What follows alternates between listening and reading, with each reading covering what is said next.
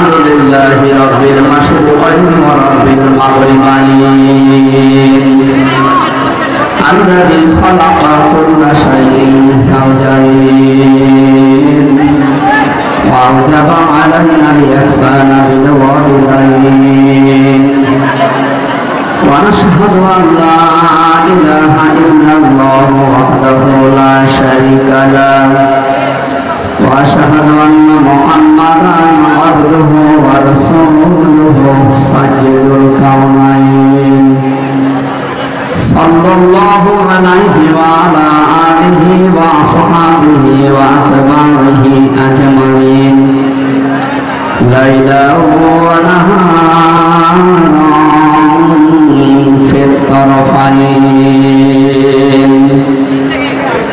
فقد قال الله تعالى في كلامه المجيد وبرهانه التوحيد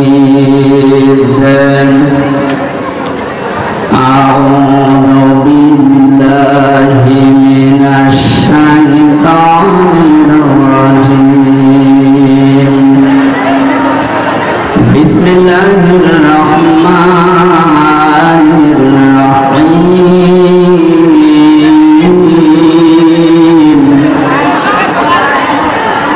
فبما رحمة من الله لنت لهم ولو كنت فظا غليظ القلب لانفضوا من حولك فاعف عنهم واستغفر لهم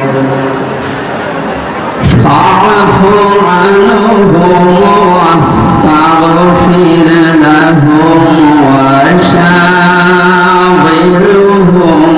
في الأمر فإذا عزمت فتوكل على الله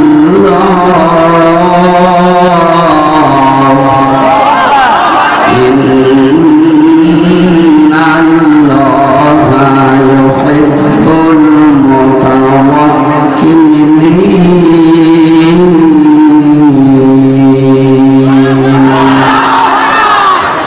صدقت يا ربنا عن أبي هريرة رضي الله تعالى عنه قال قال النبي صلى الله عليه وسلم من أحب سنتي فقد أحبني ومن أحبني كان معي في الجنة رواه ابن ماجه وقال تعالى في شأن رسوله إن الله وملائكته يصلون على النبي يا أيها الذين آمنوا صلوا عليه وسلموا تسليما اللهم صل على سيدنا مولانا محمد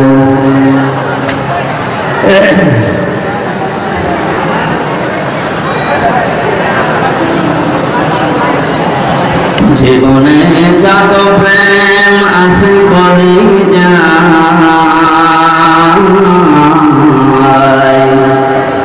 নবীজির তরে সার্থক দিয়ে দেব তাই বিনিময়ে শাফাত যদি তার পাই মুছে যাবে জীবনে যত ব্যথা ভার বালাবার মোলা কামাই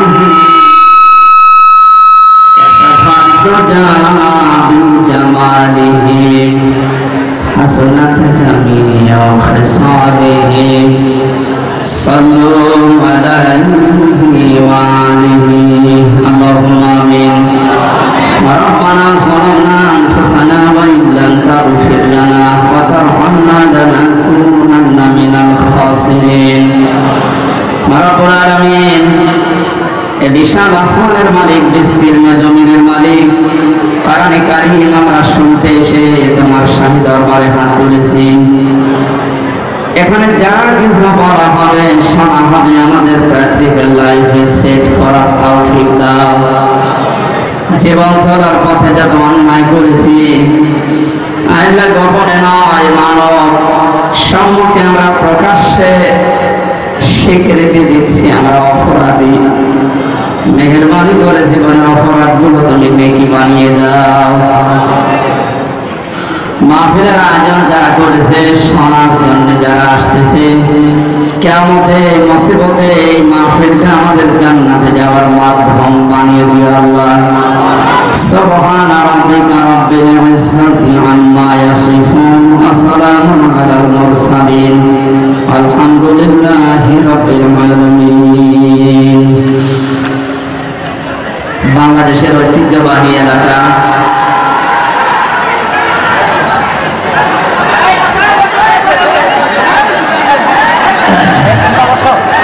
এই জায়গায় এরা দাঁড়িয়ে কি সমস্যা নাকি? তোমরা বসো। এরা দাঁড়িয়ে আছে কি? ও চেয়ারে। হ্যাঁ তোমরা বসো।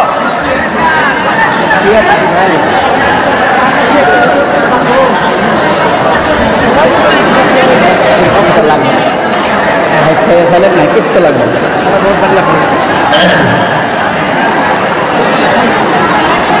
ভাইয়া আসলে তো পরিবেশ আমাদের এখন অনুকূলে না, কখন বৃষ্টি নেমে যায় কোনো গ্যারান্টি নেই। আজকে দুপুরবেলা যেখানে ছিল চাপায় নবাব হয় বৃষ্টির কারণেই নষ্ট হয়ে গেছে। আমরা একটু সময় দেন ঘন্টাখানিক। নবীজির জন্মের মাসে পবিত্র এই সময় আমরা বসেছি, আমাদের ইবাদত চলছে। এখন ইবাদতটা নষ্ট করবেন না ভাই। সব সময় সুযোগ আসে না, একটা বছর পরে আয়োজন। যে যেখানে দাঁড়িয়ে আছেন, বসে আছেন, থাকে কথা বলবেন না। এইটা আমার অনুরোধ, কথা বলবেন না। কারে কি বলছি? এটা রেকর্ড হচ্ছে না? কালকে ভিডিও ছড়াবে, সারা দেশে যাবে না, মানুষ বলবে যে জয়পুরহাটের মানুষগুলো বেয়াদব। কথা বলবে না ভাই। কোরআন শুনতে আসলে কথা বলা এবং চুপ থাকা, এই দুইটা বিষয়ে আল্লাহর নির্দেশ আছে। ফাস্তামিউ লাহু ওয়া আনসিতু, শুনতে হবে এবং চুপ থাকতে হবে, দুইটাই ফরজ। দুইটাই কি? আপনি একটা নফল ইবাদত করতে এসেছেন আজকে। আফদালুল ইবাদাতি তিলাওয়াতুল কোরআন, পৃথিবীর সবচাইতে উত্তম নফল ইবাদত কোরআনেরই আলোচনা, তেলাওয়াত। নফল কাজ করতে এসে যদি ফরজ তরফ হয়ে যায় তাও দুইটা, তো আমার মনে হয় না আসায় আপনার ভালো ছিল। এই জন্য নিজের পায়ে নিজে কোরআন লাগাবেন না।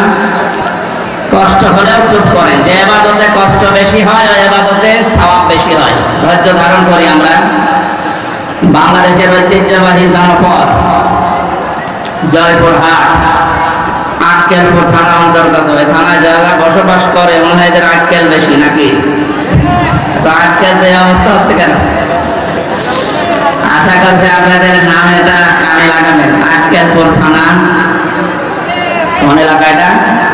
কাশিড়া বাজার জামে মসজিদের উদ্যোগে হাই স্কুল ময়দানে এলাকাবাসী কর্তৃক আয়োজিত তাফসীরুল কোরআন মাহফিলের স্বনামধন্য সভাপতি। আজকের মাহফিলের সভাপতিকে নাম কর বিশিষ্ট ব্যবসায়ী, কাশিড়া বাজার, আল্লাহর গোলাম জনাব আব্দুর রহিম। আতাল্লাহু আমরাহু ওয়া বারাকাল্লাহু ফি হায়াতি, বলেন আমিন।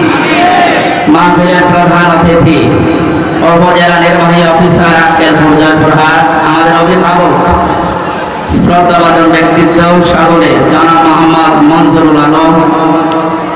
এই মানুষগুলোকে আল্লাহর কোরআনের অনুষ্ঠানগুলোতে অতিথি বানাবেন, তাহলে ঝামেলা হবে না ইনশাআল্লাহ। যে মানুষগুলো এখনো বুঝে হোক না বুঝে হোক সে মান ভাতামলে আছেন, যে আলেমদের মুখের সামনে থেকে মাইক্রোফোন কেড়ে নেবেন, আপনার কিন্তু কল্লা থাকবে না। সেদিন চলে গেছে, এখন সেদিন আর নেই। কয়েকদিন আগে বাংলাদেশের গোয়েন্দা বিভাগের প্রধান যিনি, আমি কথা বললাম, উনি কল দিয়েছিলেন, বলছিল হামজা ভাই সারা বাংলাদেশের যেখানে কোরআনের কথা বলবো ফোর্সে বলতে বলেছেন ওই ফোর্সে বলবেন, কোনো বাধা নেই, কোনো অনুমতি নেওয়ার প্রয়োজন নেই। অন্যান্য ধর্মীয় অনুষ্ঠান যেভাবে বাংলাদেশে হয়, কোরআনের আলোচনা ঠিক ওই ধাঁচে হবে। কেউ যদি বাধা দেয়, শুধু নাম আর বাবার নাম আর জায়গার নাম জানাবেন, ওর ঠ্যাং ভেঙে ফেলবেন। বললাম, স্যার আপনি এতদিন ছিলেন কোথায়? বলছে, আমি নতুন এসেছি, আমি একজন মুসলিম, আর মুসলমান হিসাবে যা করা লাগে, অন্যান্য ধর্মীয় অনুষ্ঠানগুলো যদি কোনো আয়োজন না লাগে, কারো প্রয়োজন না লাগে, অনুমতি না লাগে, ঝামেলা না হয়, ৯৬% মুসলমান এই দেশে আমরা বাস করি, আমাদের কলিজার চাইতেও দামি কোরআন কারীম, তার প্রচারে প্রসারে অনুমতি নেওয়া লাগবে, ঝামেলা করবে আর তাকে আমরা ছেড়ে দেব? কখনো না।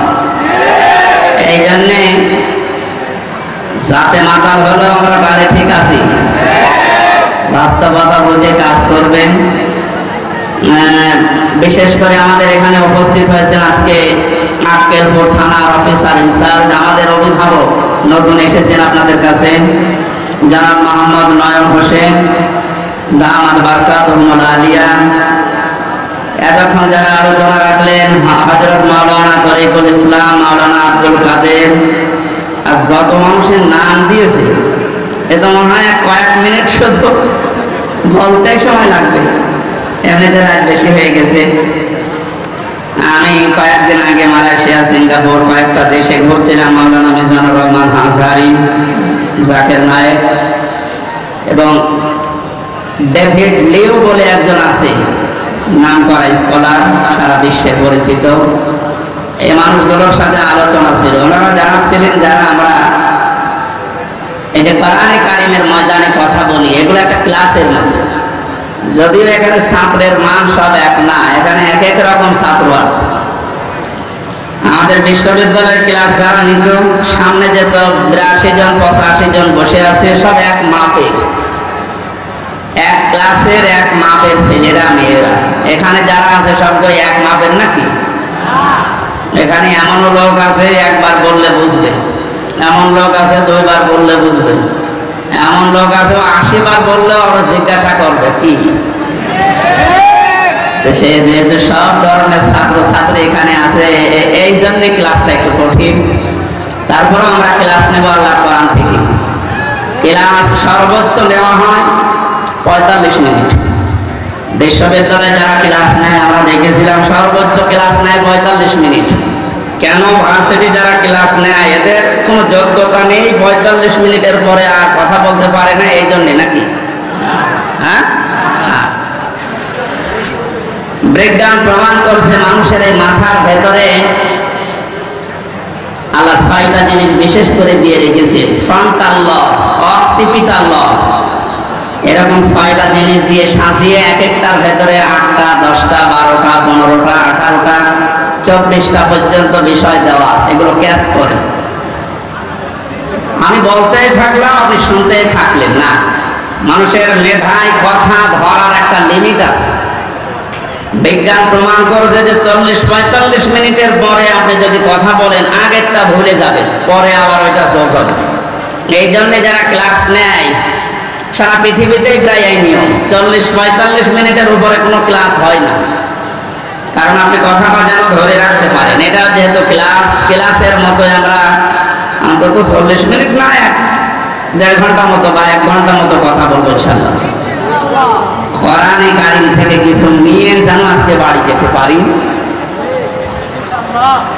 যত মানুষের নাম যেহেতু দেখলাম তাদের সম্মান আছে, এই জন্য আপনারা দাওয়াত দিয়েছেন, আমরা তাদের সম্মান জানাচ্ছি কোরআনের অনুষ্ঠানে। ওয়ারাফা'না লাকা যিকরাক, আল্লাহ তুমি তাদের সম্মান আর মর্যাদা দুনিয়া আখিরাতে দুইটাই বাড়িয়ে দাও।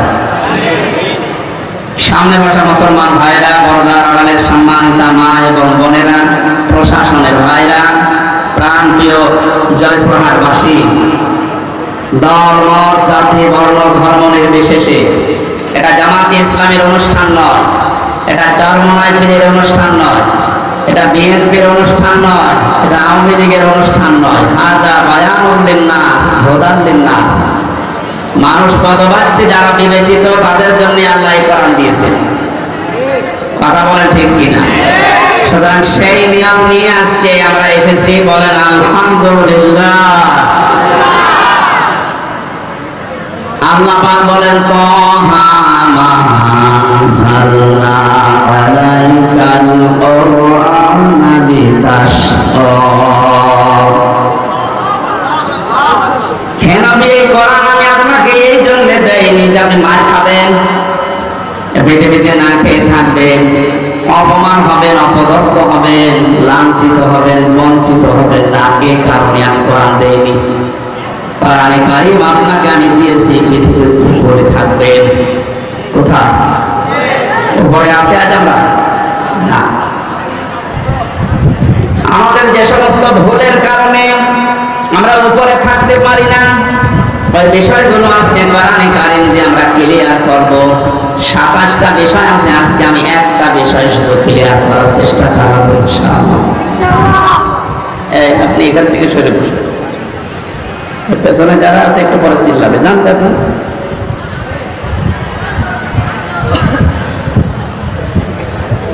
আয়াতের শুরুতে আল্লাহ তাহা শব্দটা দিয়েছেন। কোরআনে কারিমে আল্লাহ পাক নবীজিকে বিশেষ করে 7টা নামে ডাক দিয়েছেন, তার ভিতরে এইটা একটা। আমি যে কথা বলি ওখান থেকে শিক্ষা নিয়ে আসি, আপনি মিলাবেন তো কি নিয়ে আসে দেখেন। বিশ্বনবীকে আল্লাহ যে 7টা নামে ডাক দিলেন, তার প্রথম নাম ছিল ইয়াসিন। ইয়া হরফে নেদা, ইয়া মানে হে, সিন মানে সাজ্জিদ। নবীজির আপন চাচাতো ভাই হযরতে আব্দুল্লাহ বিন আব্বাস রাদিয়াল্লাহু তাআলা আনহু রাইসুল মুফাসসিরিন ছিলেন তিনি। বিশ্বনবী ওযু করার পরে একদিন টয়লেট থেকে বের হওয়ার পরে দেখলেন ওযুর এক বদনা পানিকে যেন সামনে রেখে দিয়েছে। ওযু করার পরে জিজ্ঞাসা করলেন, পানির বোতল বা পানির এই লোটা বদনা কে রেখেছে এখানে পাত্রটা? হযরতে আব্দুল্লাহ বিন আব্বাস নবীজির আপন চাচাতো ভাই, ছোট মানুষ, এসে বলে, ভাই আমি রেখেছি। বিশ্বনবী ওই সময় ছোট বালকের মাথায় হাত দিয়ে দোয়া করেছিলেন। দোয়াটা হাদিসের পাতায় এত বেশি আকারে হাইলাইট আছে। আল্লাহর নবী বলেছিলেন, মাবুদ তুমি একে দিনের গভীর জ্ঞান দান করো। তাম দুনিয়াতে যত মুফাসসির আছে কিয়ামত পর্যন্ত নবীজির এই দোয়ার কারণে এই লোকটাকে আল্লাহ মুফাসসিরদের সম্রাট বানিয়ে দিয়েছে। এখানে রাইসুল মুফাসসিরিন বলা হয়। তিনি তাফসীরে কাবীরের ভেতরে সিন শব্দের 5টা অর্থ দিয়েছেন। আপনি তাফসীরুল কোরআন মাহফিল লিখে দিয়েছেন। আমরা চেষ্টা চালাবো তাফসীর আকারে কথা বলা, নাকি আমার মন মতো বলবো। সিন শব্দের 5টি অর্থ। প্রথম অর্থ হচ্ছে সাজ্জিদুল আলামিন। সিন মানে সাজ্জিদুল বাশার, সিন মানে সাজ্জিদুল কাউনাইন, সিন মানে সাজ্জিদুল আম্বিয়া, সিন মানে সাজ্জিদুল মুরসালিন।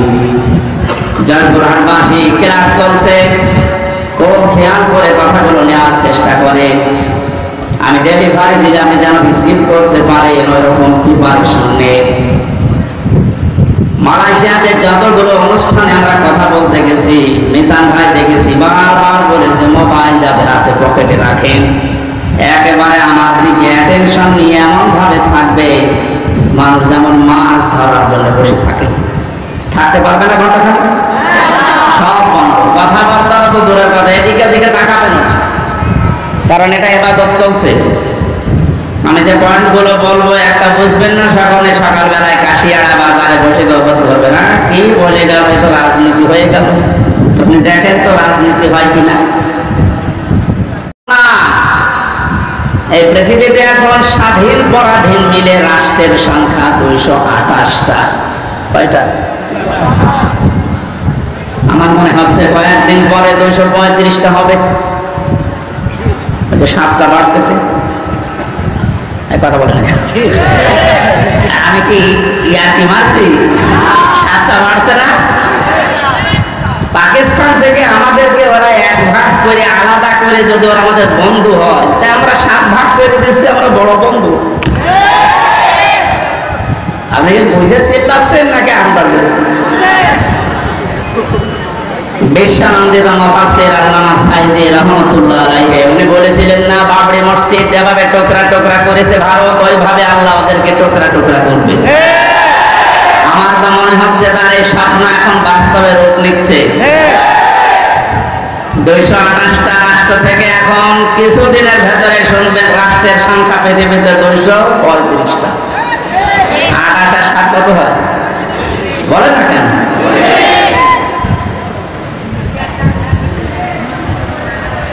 এখানে উঠে বসেন। কেউ এখানে আসবেন না, কেউ যাবেন না।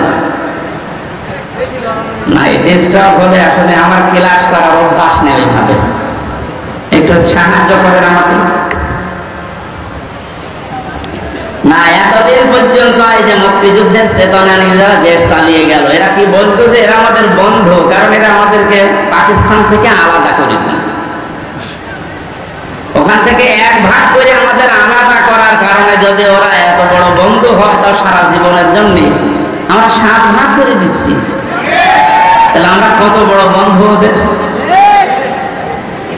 ডক্টর মোহাম্মদ ইউনূস দায়িত্ব নিয়ে পরের দিন ঘোষণা দিয়েছিলেন, এই দেশকে যদি শান্তিতে থাকতে না দেন, 7 সিস্টারও শান্তিতে থাকবে না। 235টা রাষ্ট্রে আপনি যেখানেই বাস করেন, সেখানেই বিশ্ব নবীকে আপনাকে নেতা মানা লাগবে। নেতা শব্দ কোথায়? যে সাজ্জেদ মানে নেতা। কিছুক্ষণ আগে আপনি আরবিতে বললেন না, আল্লাহুম্মা সাল্লি আলা সাজ্জেদিনা, হে আল্লাহ তুমি রহমত নাজিল করো আমাদের নেতার উপরে। আমাদের নেতার নাম কি? আল্লাহ বলেন তুই নিজে বললি, আলা মুহাম্মদ, মুহাম্মদের উপরে।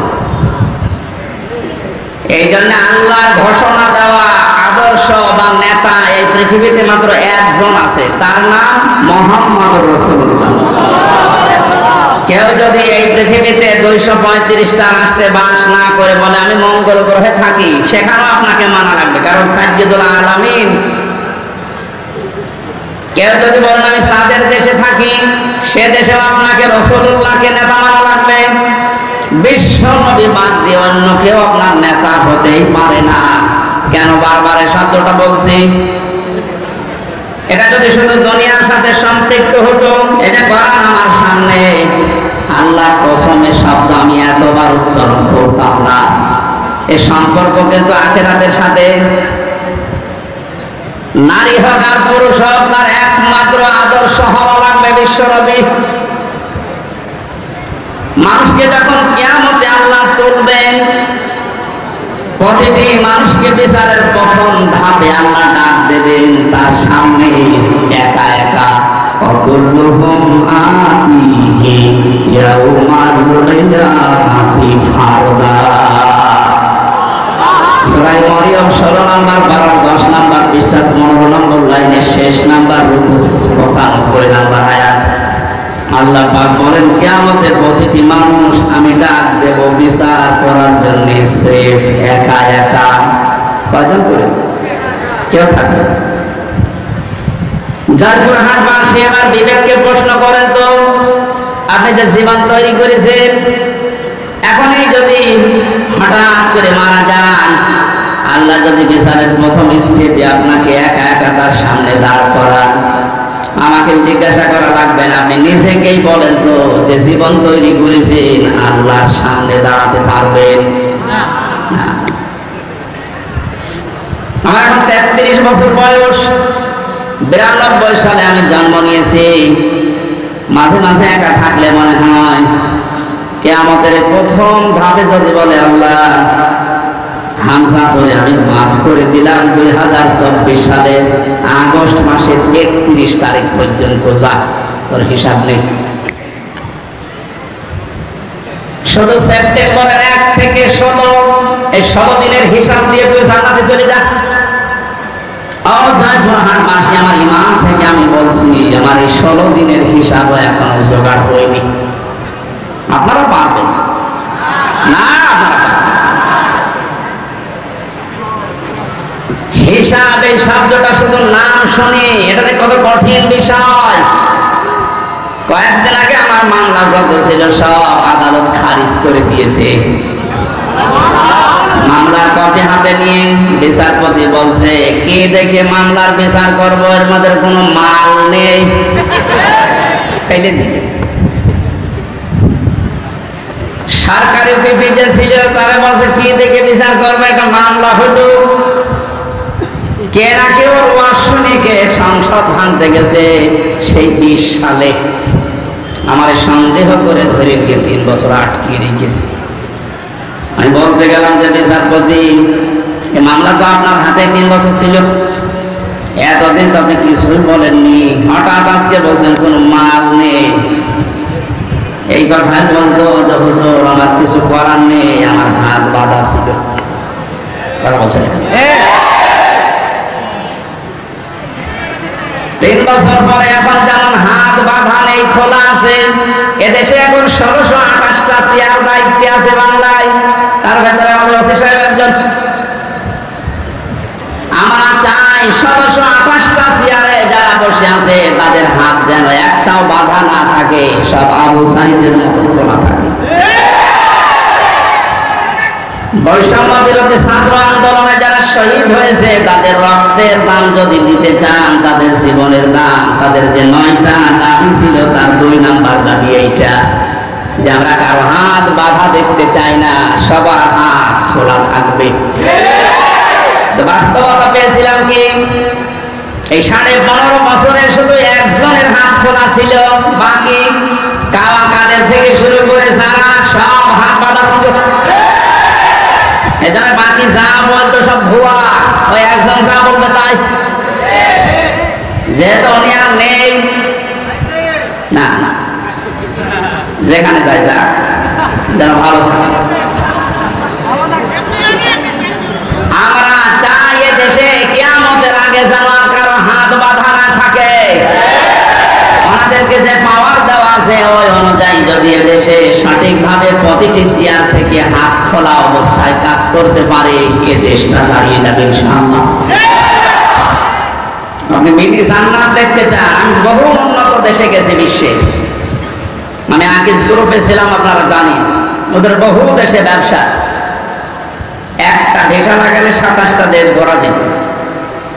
এইরকম জায়গায় যেয়ে দেখেছি ওই সমস্ত দেশগুলো উন্নত হওয়ার পেছনে কারণ এই, ওরা যে আইন পাশ করেছে ওইটার প্রয়োগ আছে। আমাদের দেশে আইন পাশ হয় কিন্তু প্রয়োগ করতে গেলে ওনাদের হাত বাঁধা। এখানে হাত জানার কারো বাধা না থাকে। শুধু এতটুকু না, আমার এই যে 3টা বছর এখন তো আমি নির্দোষ খালাস পেয়েছি, আদালত প্রমাণ করেছে যে আমার কোনো দোষ নেই। কথা বলেন না কেন? তাই তো আমার এই বেকসুর খালাস দিত, কোনো দোষ পাইনি, এই জন্য বলছে না এ মামলার আর কিছু হবে না, সব শেষ। তাহলে আমি চাই আমাকে 3টা বছর বিনা কারণে আপনি আটক করে রাখলেন, আমার মামলার আয়োর সাথে এবং টপ টু বটম যারা জড়িত প্রত্যেককে এভাবে 3 বছর করে আটক করে রাখা হোক। আমার রেখেছিল ফাঁসির কন্ডেম সেলের ভেতরে, আপনাকে রাখা হবে আয়না ঘরে। অনেকে বলছে আমি চট করে চলে আসবো, আসেন আয়না ঘরে ঢুকে, আপনি আসেন। 1,10,000 মানুষ এখন জেল খাটতেছে সারা দেশে। আমি যতটুকু 3 বছরে বুঝেছি, আমার মনে হয় 100 জনের প্রায় 60 থেকে 65 জন মানুষ নির্দোষ, কিছু জানে না, আন্দাজে তারা জেল খাটতেছে। যারা এই অবৈধ কাজগুলোর সাথে জড়িত, সে টাকা পয়সা খেয়ে হোক আর চাপে হোক, প্রত্যেককে এই মামলাগুলোতে যদি সাক্ষ্য প্রমাণ হয় যে না আর কোনো দোষ নেই, বেকসুর খালাস পেয়ে যাচ্ছে, তাহলে 3 বছর 5 বছর 10 বছর তার জীবন থেকে আপনি নষ্ট করলেন কেন? যারা এর সাথে জড়িত প্রত্যেকের শাস্তি দাবি করছে, তাহলে ন্যায় বিচার কায়েম হবে। ভবিষ্যতে আর কেউ উল্টা পাল্টা মিথ্যা মামলা দিয়ে আপনার জীবন অন্তত নষ্ট করতে পারবে না।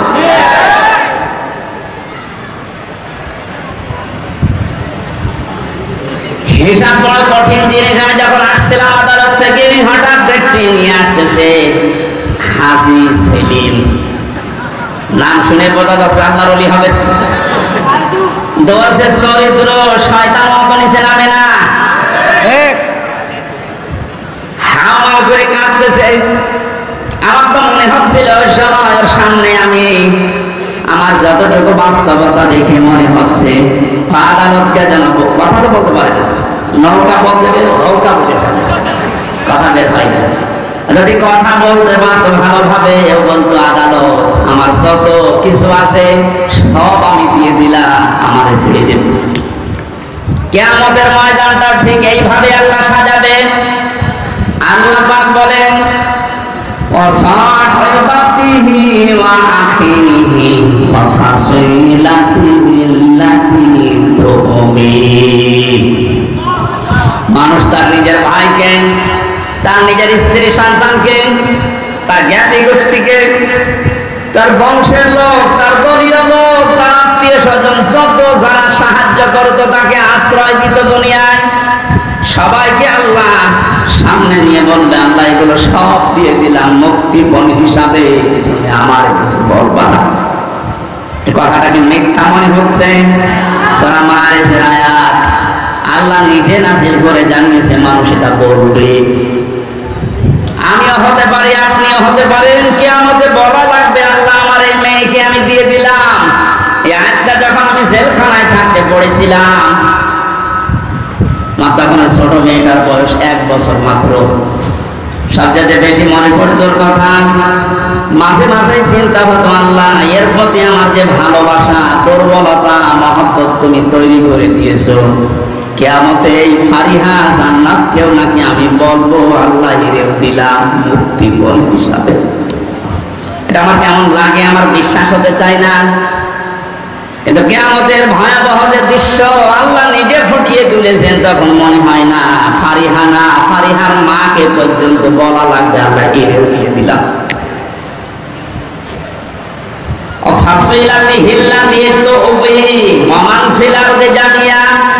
দুনিয়া আমার স্থাবর যত সম্পদ আমি বৈধ অবৈধ পথে উপায় করেছিলাম সব তোমাকে দিলাম, এরপরও তুমি আমার নাজাত দাও। সঙ্গে সঙ্গে আল্লাহ ধমক দেবেন কাল্লা ইন্নাহা লাযা, কখনোই না, তবে আমি লাজাই ঢোকাবো। কোথায়? এখানে আলেম থাকলে জিজ্ঞাসা করেন লাজা শব্দটা শুনতে যত সহজ মনে হচ্ছে, ভেতরের অবস্থা অত সহজ না। আল্লাহ বলেন এখানে প্রবেশ করার সঙ্গে সঙ্গে মানুষের আগে চামড়া উঠে যাবে। জয়পুরহাটবাসী কি একটা ঘর আল্লাহ বানিয়েছেন, যেখানে প্রবেশ করলে আগে মানুষের চামড়া উঠে যাবে। রিমান্ডে আমি দেখেছিলাম মাটির নিচে যখন আমাকে নিয়েছে, তো বহু ভয়ঙ্কর জায়গা আমি দেখেছি। মানুষের যে নখ তুলে নেয়, মাঝে মাঝে যে ডিম দেওয়ার নাম শুনি, এ বাস্তব প্রকল্পনা আমি দেখেছি নিতে। যতদিন রিমান্ডে ছিলাম আমি বহু মামলার আসামি, কিন্তু কোনোদিন আমার চামড়া খুশি পড়িয়ে গেছে না, হয়নি। বহু কষ্টকর সময় পার করেছিলাম খেয়ে না খেয়ে। আমাদের আলেমদের প্রতি একটু বেশি অ্যালার্জি ছিল। অধিকাংশ অফিসার গুলো আমার ভাগ্যে পড়ে, ভাগ্য খারাপ মনে হয়, ভাগ্যে পড়েছিল সব হিন্দু। ওরা তো আলেম জালেম বোঝে না। আজকে নয়ন হোসেন একজন মুসলিম, ওনার হাতে যদি আমি পড়তাম হয়তো আর কিছু না হোক, নামের আগে আলেম দেখেও ভেতরে একটা মায়া আসতো। আর আমার অফিসার পড়েছে সুব্রত বালা, নাম শুনলে বলা যাচ্ছে আল্লাহর দুশমন, আমার দুশমন। ওর মনে তো আমার মধ্যে কোনো মায়া দয়া নেই, তারপরে ওর উপর থেকে যা বলেছে ও তাই করবে। বহু ভয়ঙ্কর কষ্টের ভেতরে দিন পার করেছিলাম, কিন্তু আমার চামড়া উঠে যায়নি। কিন্তু আয়াতটা পড়ার পরে আল্লাহ জানিয়েছেন এমন একটা ঘর আমি বানিয়েছি লাজা, যেখানে ঢুকলে আগে চামড়া খসে যাবে। কি ভয়ঙ্কর হতে পারে আপনি বলেন? কাদেরকে জাহান্নামে লাজা ডাকবে?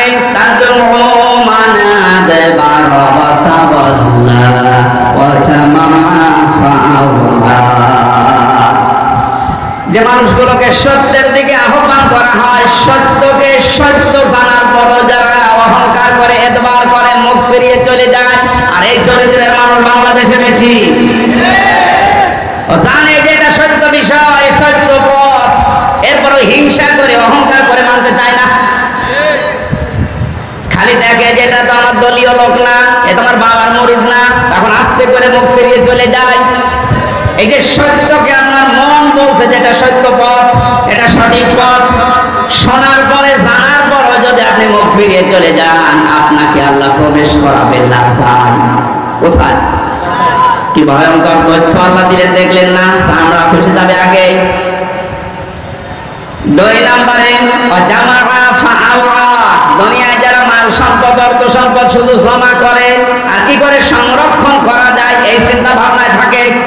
এই 15.5 বছরে যারা টাকা পয়সা জমিয়েছে, আপনি দেখেন তাদের দিকে, কোনদিন ঘোর অক্ষর ভেবেছিল যে এভাবে আমার হঠাৎ করে হারিয়ে যাবে? ভাবে না। যারা জমা করেছেন বৈধ অবৈধ না দেখে শুধু জমিয়েছেন আর কি করে সংরক্ষণ করা যায়, এটা স্থায়ী করা যায়, সেই চিন্তা ভাবনা করে শুধু স্থায়ী করার চিন্তা। দেশে জায়গা নেই, বেগম পাড়া বানিয়েছে, সুইস ব্যাংকে রেখেছে টাকা, অনেকের কত টাকা সে নিজেও জানে না। এখন কিছু কিছু মানুষ ধরা পড়েছে, দেখছেন না? বালিশের ভেতরে টাকা, ফ্রিজে টাকা। মানুষের চলতে কত টাকা লাগে বলেন তো? এক যে দরবেশ, কি হবে তারা টাকা দিয়ে বলেন?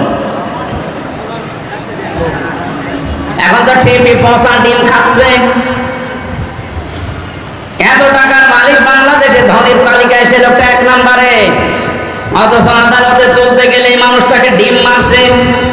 কত বড় রাগ হলে আদালতে তোলার সময় মানুষের লাথি মারে বলেন। আমরা তো নিয়েছিলাম আদালতে, আমাদেরকেও নিয়েছে ওইভাবে, মাথায় দড়ি দিয়ে, হাতে হ্যান্ডকাপ দিয়ে, মানুষ ছাগল গরু নিয়ে যাচ্ছে। আমি দেখেছি যে অফিসার গুলো আদালতে তোলার সময় আসতো, এই প্রশাসনের এই মানুষগুলো চোখের দিকে তাকিয়ে দেখেছি, ওরা মনে মনে কাঁদতেছে। ওদের শুধু উপরের নির্দেশ আর হাত বাতা ছিল, এই জন্য কিছু করতে পারে নাই। নাম নিতে এখন আর বাধা নেই। গারদখানায় বহু অফিসারকে আমি পেয়েছিলাম মুসলিম, ওরা নিজেরা আসলে করে যায়, নামাজ নিয়ে এসে আমার বলতো আপনি নামাজ পড়ে নেন। নিজেদের হালাল টাকা, অবৈধ টাকা না, জানে যে অবৈধ টাকা দিলে খেতে যাবে না, নিজেদের বেতনের টাকাগুলো দিয়ে গরিব মানুষ ক টাকায় বেতন পায়, ওখান থেকে একটা ছোট্ট রুটি, ছোট্ট পাউরুটি এনে বলতো সারাদিন কিছু খাননি খান। কঠিন বিপদের সময় যে মানুষগুলো সাহায্য করেছিল, বিশেষ করে আমার আব্দুল আলী কারাগারের ভেতরে এবং ওই গারদখানায়, ওই মানুষগুলোর জন্য এমনিতেই মন থেকে কান্না চলে আসে। দোয়া করি আল্লাহ তুমি তাদেরকে সর্বোচ্চ জায়গায় পৌঁছিয়ে দাও, তাদের জীবনের অভাবগুলো দূর করে দাও। যে চরিত্র 2টার কথা বললাম আছে বাংলাদেশে, আপনি মিলান, যাদেরকে সত্যের পথে টাকা হলে আবার টান করে চলে যায়, আর যারা শুধু সম্পদ জমা করে আর হিসাব নিকাশ করে যে কত হচ্ছে, এই চরিত্রের মানুষ দেশে আছে না নেই? এখানে বলেন, এই মানুষগুলো আমরা দাঁড়াবো আল্লাহর সামনে। আমি তো বললাম আমার 16 দিনের হিসাব এখনো ঠিক হয়নি, আর আপনার 16 বছরের হিসাব কি করে ঠিক করে রেখেছে? এইটার হিসাব আসলে মানুষের জীবন পাল্টানো সহজ। ওই যে মক্কার লোকগুলো যারা মানুষ খুন করতো, জেনা করতো, মানুষের সম্পদ ছিনতাই করতো, ওদেরকে যখন নবীজি এই ভয়টা তৈরি করেছিলেন যে জবাব কিন্তু দেওয়া লাগবে, এই মানুষগুলো এতে পরিবর্তন হয়ে গেছে, যারা নারীর ইজ্জতের জম ছিল তারা নারীর ইজ্জতের পাহাড়দার হয়ে গেছে। আমরা এই দেশে এইটাই করতে চাই, কিন্তু এটা করার জন্য যেটা লাগবে তার নাম কোরআন। এটা বাদ দিয়ে মানুষের চরিত্র সংশোধন করা সম্ভব না, এইটাই আমরা চাচ্ছি। মানুষগুলো যারা চিন্তা করে, রাহাজানি করে, যারা সেনা করে, মদ খায়, এই মানুষগুলোর ভেতরে জবাব দেওয়া লাগবে। এই টেন্ডেন্সি যদি আমরা এই সমস্ত অনুষ্ঠানগুলো করে করে ঢুকিয়ে দিতে পারি, যারা চিন্তায় করছে তারাই সম্পদের পাহারাদার হবে ইনশাআল্লাহ। নবীদের যুগে যারা হয়েছিলেন তারা তো মানুষ না ফেরেশতা? তারা যদি হতে পারে কোরআনের দ্বারা, আমরা পারবো না ইনশাআল্লাহ? কিয়ামতে আপনি দাঁড়াবেন সর্বপ্রথম আল্লাহর সামনে কয়জন করে বলেন বলেন? এখানে আমি 8টা শিক্ষা নিয়ে আসতে চেয়েছি। প্রথম নম্বরে আপনার জীবনে যেন একটা ধাক্কা লাগে না, আমি একটু থেমে যাই, আমি কি নিয়ে হাজির হচ্ছে। এখনই যদি চোখ বন্ধ হয়ে যায়, আমার তো এখনই দাঁড়ানো লাগবে। দ্বিতীয় নম্বরে, কত মানুষ আমাদের ভারত, বাংলাদেশ, পাকিস্তানে বহু জায়গায় আমি ঘুরেছি, মানুষের ভেতরে এই টেন্ডেন্সি, এই বিশ্বাস, এই কথাকে যেন ঢুকিয়েছে কোনো চিন্তা নেই, কিয়ামতের ময়দানে বাবা আছে। এরকম বিশ্বাস নেই দেশে? আপনাদের এই রংপুর, রাজশাহী, রংপুর এই সমস্ত বিভাগগুলোতে একটু কম আছে, এগুলো বেশি চট্টগ্রাম, সিলেটে। এত ভক্ত বাবা, আমার মনে হয় রাসূলুল্লাহকে অত ভালোবাসে না। এখান থেকে আমি যেটা নিয়ে আসতে চেয়েছি, আল্লাহ বলেন কিয়ামতে একা একা দাঁড়াবি, কেউ থাকবে না। তাহলে এই কথা দিয়ে যারা আপনাকে ধোঁকা দিয়ে বোকা বানাচ্ছে যে চিন্তা নেই বাবা থাকবে, এটা কাহানি থাকো না বলেন। আর এগুলো তৈরি করার জন্য সবচাইতে বড় ব্যবসার জায়গা এই মাজার। 48,000 মাজার এখন এই দেশে সরকারি জরিপে। আপনি একটা মাজার দেখান যেখানে শরীয়তের বিরোধী কাজ নেই, একটা দেখান। নবী জানিয়েছেন লা তাত্তাখিযুল কুবুর মাসাজিদা, কবরকে সেজদার জায়গা বানিও না। অথচ অধিকাংশ মাজারে দেখি সেজদা দেয়। বলেন, মাজার পাকা করা নিষেধ, মোজাইক করা নিষেধ, টাইলস লাগানো নিষেধ। অথচ গরু ছাগল মরে গেল 3 তালা হচ্ছে কবর। এই জন্যই তো যে হক্কানি আলেমরা বলছে মাজার গড়িয়ে ভেঙে দেন, কোনো কাজ নেই মাজারের। মাজারের যদি এত সম্মান থাকতো, নবীজির জামাই হযরত ওসমানকে দেখে আসলাম, কবর জান্নাতুল বাকিতে পড়ে আছে, একটা পাথর দেওয়া মাত্র, কিচ্ছু নেই। যিনি জান্নাতের গ্যারান্টি জিন্দা অবস্থায় পেয়েছেন দুনিয়ায়, তার কবর যদি শুধু একটা পাথর দেওয়া থাকে মাথার কাছে বা পায়ের কাছে, আপনি কি তার চাইতে বড় কিছু হয়ে পড়েছেন যে আপনার কবর পাকা করা লাগবে? এগুলো যারা করছে বা করবে, এক কথায় বলছে সব ব্যবসা, কোনো কাজ নেই। মাজারে আগরবাতি, মোমবাতি, টাকা পয়সা দিলে যদি ভাগ্য খুলতো, রাসূলুল্লাহর যে খবর, আমার মনে হয় 50 তালা হয়ে যেত। কথা বলেন, পৃথিবীর সর্বশ্রেষ্ঠ মানুষের কবরে যদি টাকা দেওয়া না লাগে, মোমবাতি দেওয়া না লাগে, আগরবাতি না লাগে, দোয়া করতে দেয় না। আমি রাসূলের রওজার পাশে দাঁড়িয়ে শুনে ভাবে হাত তুলেছিলাম যে পুলিশ পাহারা দেয়, ওখানে আমার হাতের উপরে ওই যে লাঠি হাতে থাকে। বাড়ি দিয়ে বলছে কি চাচ্ছেন আপনি?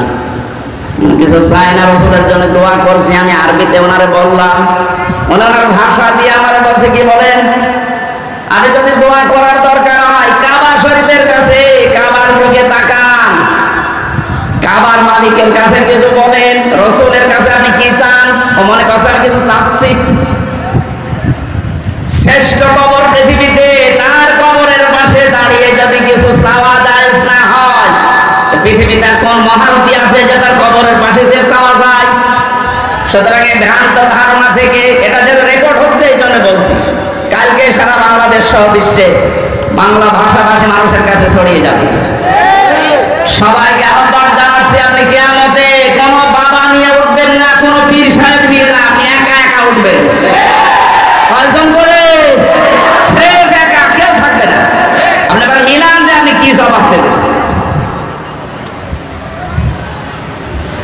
এই ধারণা যারা ঢুকিয়েছে তাদের ওইটা দরবার টিকানোর ব্যবসা।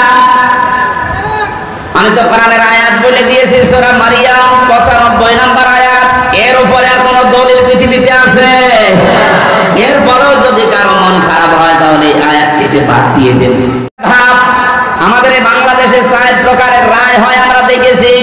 এই জয়পুরহাটের জেলা আদালত যেটা আছে, এখানে ম্যাজিস্ট্রেট কোর্টে একটা রায় হয়, এরপরে জজ কোর্টে আবার রায় হয়। এখানে যদি আপনার রায় বিপক্ষে যায়, আপনি হাইকোর্টে যান ঢাকায়। হাইকোর্ট থেকেও যদি আপনি ন্যায় বিচার না পান, মনে করেন আমি অফিসার হয়েছে আমার প্রতি, আপনি আর একটা কোর্টে যান, সুপ্রিম কোর্টে যান। এরপরে আর কোন কোর্ট এ দেশে আছে? বলেন বলেন। বাংলাদেশের রায় হয় কয় প্রকার? আল্লাহ পাক যে রায় দেবেন কিয়ামতের ময়দানে, যে ধাপ বানিয়েছেন, আমাদের যেমন 4 ধাপ, আল্লাহর রায় হবে 2 ধাপ। প্রথমে আল্লাহ আপনাকে ডাকবে স্রেফ একা একা, দ্বিতীয় নম্বরে আপনাকে একা ডাকবে না। এইটা বোঝানোর জন্য আমি পর্যন্ত এসেছি। শুনতেছেন? কিয়ামতে এবার আল্লাহ মানুষকে, প্রতিটি মানুষকে ডাক দেবে, ইয়াউমা নাদউ কুল্লা উনাসিন বিইমামিহিম। সূরা বনী ইসরাঈল 15 নম্বর পারা 8 নম্বর পৃষ্ঠা 3 নম্বর লাইনের 72 নম্বর আয়াতের প্রথম অংশে আছে। এটা তাফসীরে ফি জিলালিল মারানি আছে। আমি বিশ্ববিদ্যালয়ে থাকাকালীন যত তাফসীর মিলিয়েছি, এই ইমামিহিম এই শব্দের সাথে 42টার উপরে আমি দেখেছিলাম ইংরেজি সহ। প্রতিটি মুফাসসির আয়াতের ব্যাপারে এক কথাই দিয়েছে। আল্লাহ পাক বলেন কিয়ামতের ময়দানে প্রতিটি মানুষকে বিচারের দ্বিতীয় ধাপে আমি ডাক দেব তার নেতার সাথে। কার সাথে? বলেন বলেন।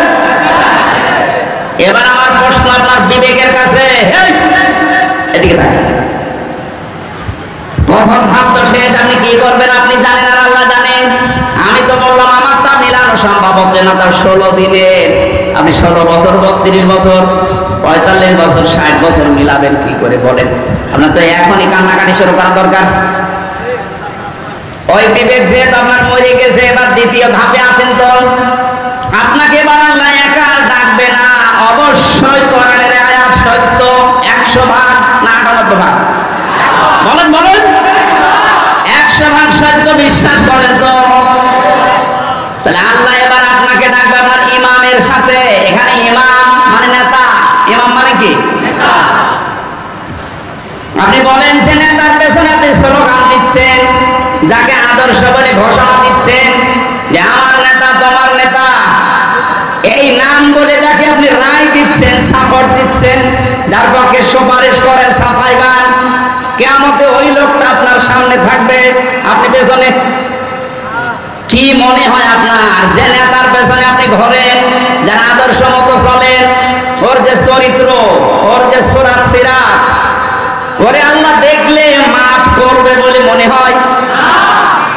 দেখি এখনো বলছেন তো ধরা খাবে।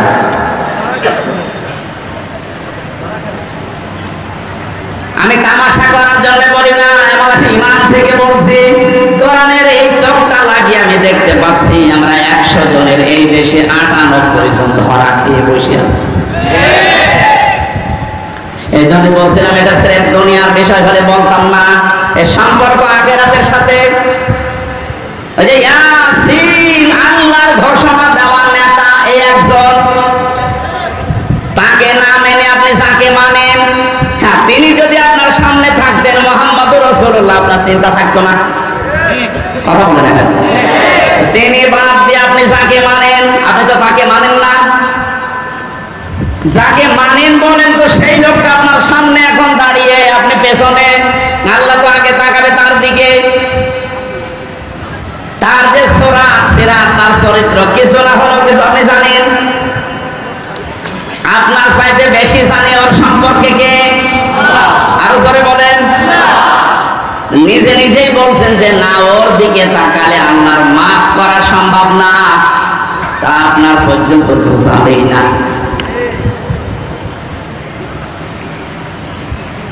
আমার ভয় হচ্ছে এই কারণে যে আমরা না জানি ওই ময়দানে অধিকাংশ মানুষগুলো দাঁড়িয়ে থাকে কিনা।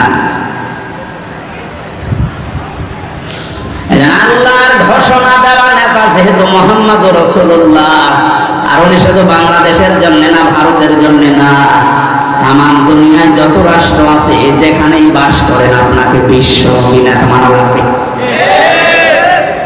এতদিন শুনেছেন যে ইয়াসিনে সূরা পড়লে 10 খতম কোরআন শরীফে সওয়াব হয়, কিন্তু এর ভেতরে 83টা শিক্ষা আছে। আমি একটা করে আবার 5টা বললাম। 83টা শিক্ষা আপনার প্র্যাকটিক্যাল লাইফে জীবনে আগে সেট করা লাগবে। এরপরে আমি এদিকে পড়েই গেলাম, নেকি হয়েই গেল, নেকি কি থাকবে কোথায়? নেকি তো থাকছে আর ধরে রাখার জন্য এমন একটা বিশ্বাস, এমন একটা কথার দ্বারা নেকি সব শেষ। কথা বলছেন? এই কোরআনে আল্লাহ 500 শরীয়তের বিধান দিয়েছেন। কয়টা? তার ভেতরে এটা একটা। ইয়াসিন হে নেতা, এটা একটা। এরকম কত আছে বলেন? কেন 500টা বলেন তো? আমি এবার শিক্ষিত মানুষদেরকে বলছি, যত ফরজ ইবাদত আছে দুনিয়ায়, প্রত্যেকটা ফরজ ইবাদতের কিছু মৌলিক বিষয় আলাদা করা আছে। এটা নামাজ ফরজ না? বলেন না কেন? নামাজ পড়তে গেলে 13টা ফরজ লাগে, ভেতরে আর বাইরে মিলে। আমি ওসি সাহেবকে বলছি 12টা ফরজ আদায় করে উনি নামাজ পড়লো, একটা ফরজ আদায় করেনি, ওনার সওয়াব হবে কয়টা? কথা বোঝার পরে বলবেন ওনার সওয়াব কয়টা হবে? কিচ্ছু হবে না, 0, শূন্য। এখন যদি বলেন না, বাস্তবতার সাথে তো মিলছে না, তো 12টা করেছি, অন্তত 5টা সওয়াব দেন, হবে? কারণ আপনি বাদ দিয়েছেন কি? বলেন। ওয়াজিব আছে 14টা, 13টা আদায় করেছেন, একটা আদায় করেননি, ওনার নামাজ হবে না? নামাজ হবে, কিন্তু জরিমানা দেওয়া লাগবে। সহসিদ্ধা বলে না?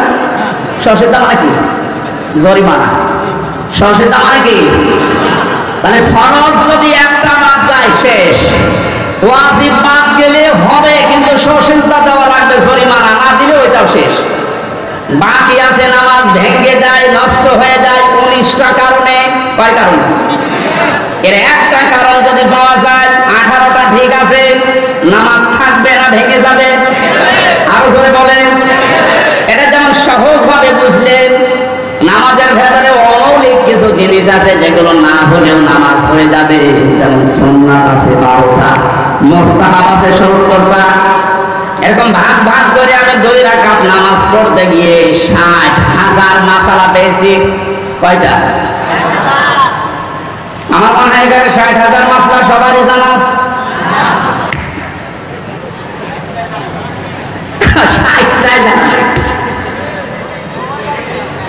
যে জন্য আমি এই পর্যন্ত আসলাম, এবার আসেন এই যে মঞ্চটা, এই মঞ্চের মৌলিক জিনিস 2টা, একটা খুঁটি আর একটা সামিয়ান। এই 2টা মৌলিক না? আসল উপাদান। এই 2টা না থাকলে কেউ মঞ্চ বলবে? অমৌলিক জিনিস আছে। এই যে টিস্যু বক্স, এই মাইক, এই যে ফুল দেওয়া আছে, বিউটিফাই করেছে, এই চেয়ার দেওয়া আছে, এই টেবিল আছে, এগুলো কি না থাকলে মানুষ মঞ্চ বলবে না?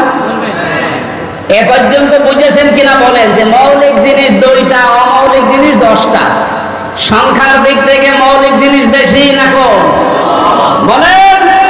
কিন্তু গুরুত্বের দিক থেকে এত বেশি, এর একটাও যদি না থাকে এ মঞ্চ টিকবে? খুঁটি না হলেও হবে না, ছাদ না হলেও হবে না, কিন্তু টিস্যু বক্স না থাকলে হবে না। না বলেন?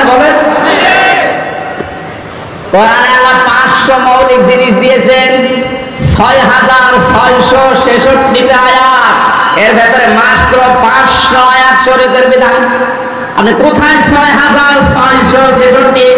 500 বাদ গেলে কি হয়?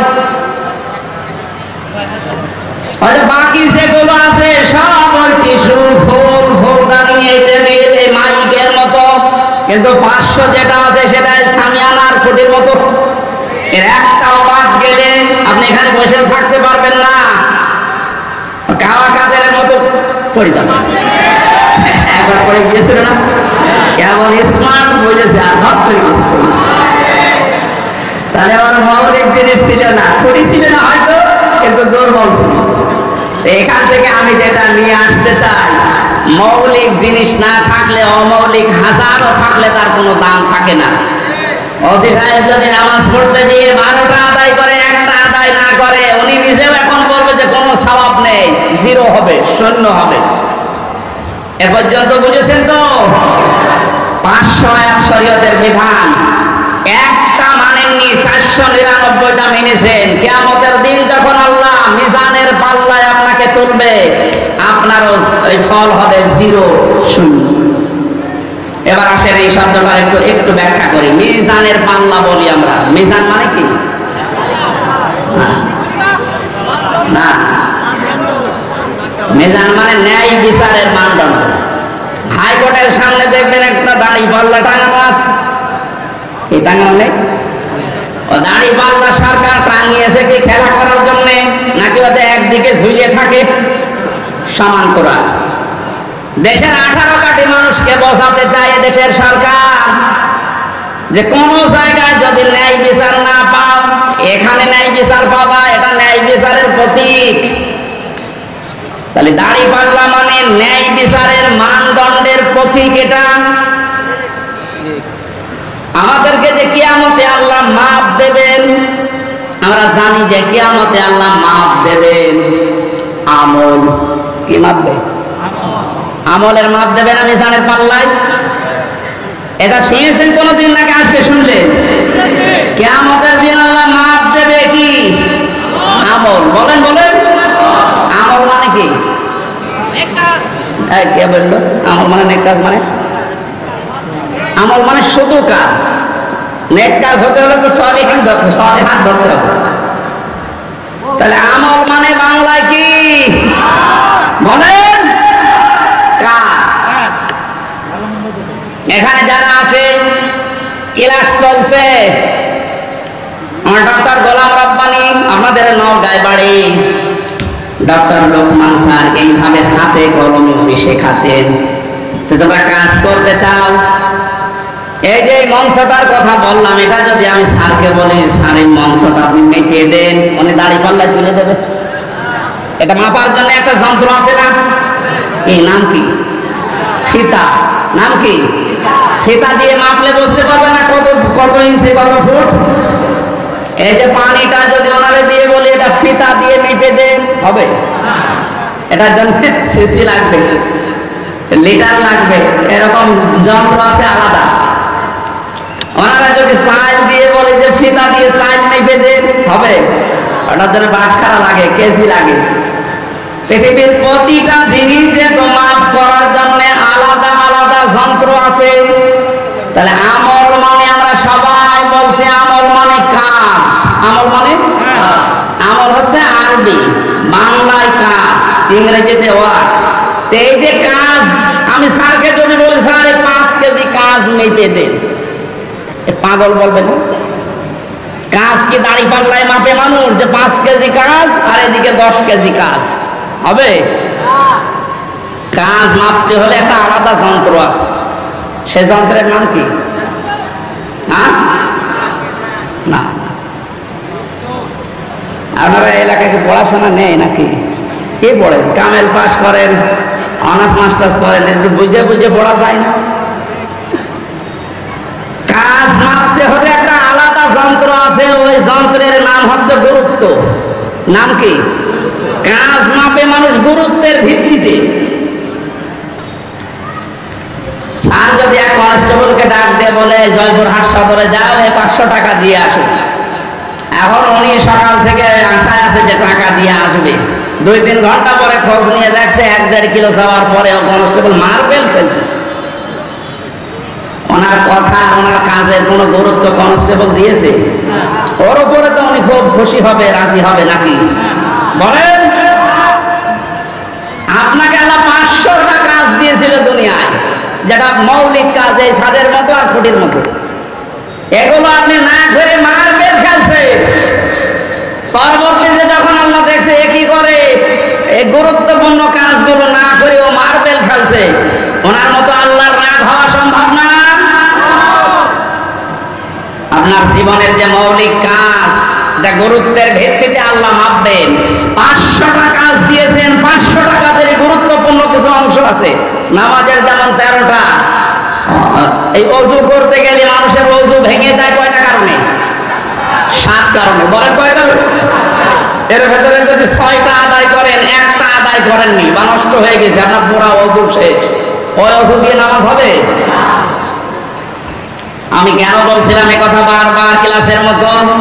আমাদের আজকে আমল মাপার, অনেকে মনে করে কিয়ামতের দিন এদিকে আমি 10 কেজি সব তুলে দেবো, এদিকে 11 কেজি গোনা তুলে দেবো, একটু কম বেশি হবে, অথবা এদিকে 11 কেজি সওয়াব, এদিকে 10 কেজি গোনা, একটু বেশি হবে, আল্লাহ জান্নাত দিয়ে দেবে। আরে ভাই, কাজ কি মানুষ মাপে দাড়ি পাল্লা দিয়ে নাকি? গুরুত্ব দিয়ে মাপতে হয়। আপনার জীবনের গুরুত্বপূর্ণ কাজই তো নেই।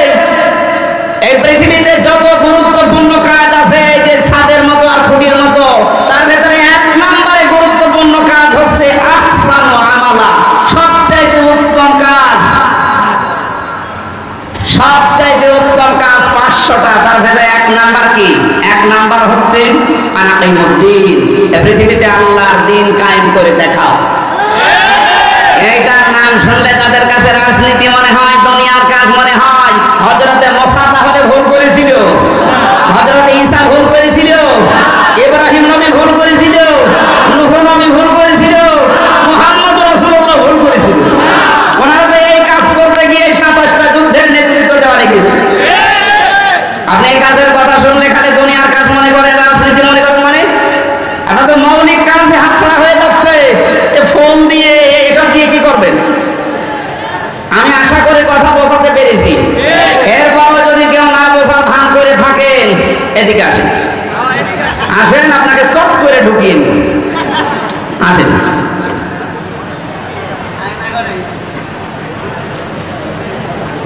কিয়ামতে যেহেতু আপনার সামনে আপনার নেতা আগে থাকবে, এরপরে আপনি থাকবেন, এই জন্য এমন কোন মানুষের সামনে পেছনে থাকা যাবে না যারা দেখলেই আল্লাহর রাগ হয়। এরকম নেতা দেশে নেই। রাত 12টার পরে যার পা ঠিক মতো মাটিতে পড়ে না, রিকশা ছাড়া বাড়ি যেতে পারে না।